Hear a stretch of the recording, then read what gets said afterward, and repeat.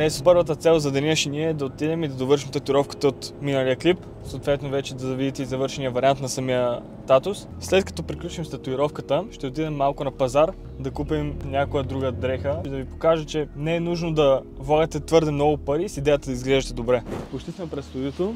Сега ще намажем клиента с крем, съответно за да не го боли, защото миналия път заради болката не можахме да довършим татуировката. Ще изчакаме крема да започне да действа и започваме работа.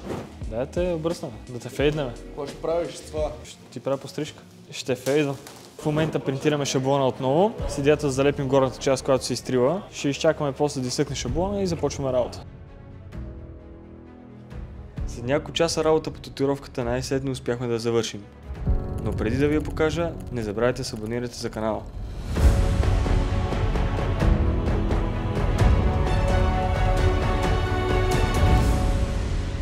Тук ще приключихме с татуировката, направихме станцията и кушетката и сега се оправяме и отиваме към мола. И сега ще потърсим няколко магазина, в които да намерим някое по-елегантно горнище. Впоследствие мисля да взема и едно-две долнища, които да ги комбинираме, за да се получи нещо по-симпатично. Като цяло, понеже съм чувал, че доста хора си мислят, че такъв тип дрехи излизат доста скъпо, сега ще разбием този мит, така да се каже, с идеята да ви покажем, че може да изглеждате добре, дори и с малка сума. Днешният бюджет, който сме си отделили е 200 лева, като за днес аутфита, който сме си избрали да направим е нещо по-кежуал, примерно някакъв тип скъсани дънки с някое худи или нещо подобно. Ще видим какво имаме в магазините и съответно ще изберем нещо готино, което става, разбира се, за всеки ден, всякакви събития и нека пазара да започне. В момента първият магазин, за който винаги се сещам за подобен тип облекло е Бершка и първо ще ходим да проверим там какво можем да направим. Харесахме няколко неща от Бершка. Идеята ми обаче е да разгледаме и други магазини и съответно да комбинираме от няколко магазина един аутфит, който ще изглежда доста по-добре, отколкото ако накупуваме всичко от едно място. Втория магазин, който е добър избор за подобен тип дрехи е Pull&Bear, а след това мисля да мина през Zara да разгледам какво има в наличност и съответно това са ми фаворитите като магазини.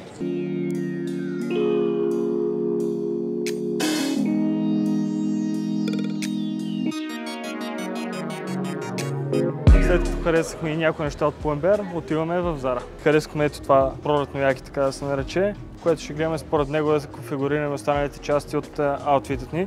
Това ще е нашето начало за днешния избор. Сменихме цвета на горещето, като избрахме други нюанси, като съм избрал 2-3 цвята да комбинирам с идеята да станат възможно най-добре. Мисля, че тази мръсно-бяла тениска, така да се каже, ще си подхожда доста добре с тъмносиньото горнище. Идеята ми е да взема някакви по-тъмни дънки, дали черни или тъмносини, не знам. Ще видим какво ще изберем на място.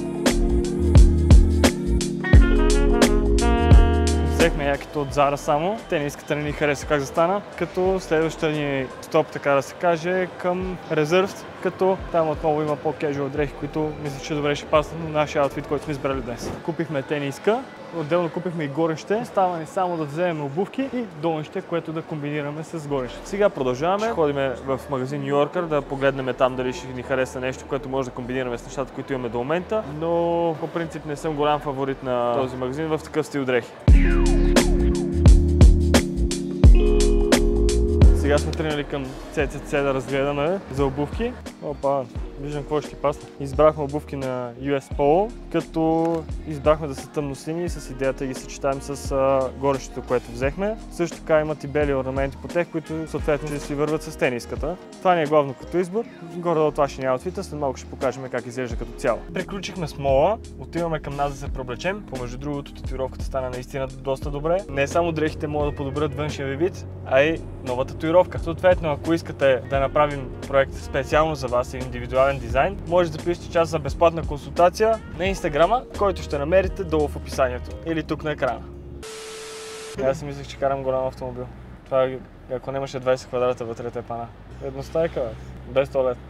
Преди малко се прибрахме и сега ще отидем и ще видим дали сме се вписали в парите, които си бяхме приготвили предварително. Това сме взели от пазара. Сега едно по едно ще извадиме да видим колко е точната сума, която сме изхарчили. Да започнем от тениската, която взехме от резерв. Избрахме бежово или мръсно бяло, не знам как точно се казва. Като от Zara избрахме това тъмно синьо пролетно яке, което доста добре ще се върже с тениската. След това преминахме към дънките, които са от New Yorker, като избрахме така да се каже, тинейджърски дънки, скъсани с малко капки наподобяващи бяла боя. Все едно се връщам в студиото точно след сесия с бяла боя. И накрая от CCC взехме тъмносини обувки, които да ги напаснем с тъмносиньото горище. И сега ще разберете дали сме се вписали в бюджета, като започнем отново с тениската, която е 35 лева. След това преминем към якито, което е 80. Дънките са 40 и обувките са 95 лева. Като общата сума е около 250 лева. Малко над бюджета, който си бяхме възложили. За обувките решихме да дадем малко повече пари с идеята, че можем да ги носим на доста различни аутфити, въпреки че можем точно такъв тип обувка можем да го облечем и с сако, можем да го облечем с нормално яки, както е в случая. Има доста вариации на аутфити, които могат да се направят с тях и затова решихме да отпуснем малко по-голям бюджет. Виждате, че малко прескочихме бюджета, който си бяхме поставили. Това е защото гледахме да вземем най-качественото нещо, съответно за най-ниската цена. Ако искате да направим най-бюджетната версия на подобен аутфит, пишете долу в коментарите и съответно ще видите видео възможно най-скоро. И сега нека да видим как седи целият аутфит.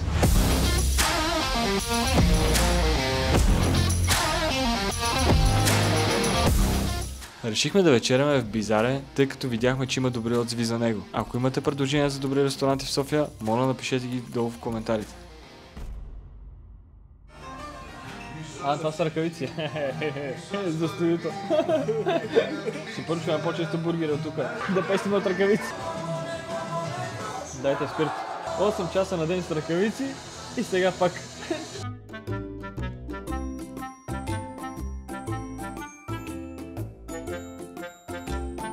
Хапнахме наистина добре. Сега е време за десерта, като аз лично си избрах тирамису, пък моят оператор си избра шоколадово суфле с топка ванило сладолед. Наистина е много сладко. Харесва ми как е наистина добре напоено. Наистина много добре. Така приключи нашата вечеря. Хапнахме наистина добре. Помежду другото, джипа се продава. Обявата долу в описанието на клипа. Може да се абонирате, да оставите коментар. В следващото видео очаквате нещо много интересно. Ако искате да направим такава татуировка, може да запишете час за консултация с мен, да разгледаме вашата идея.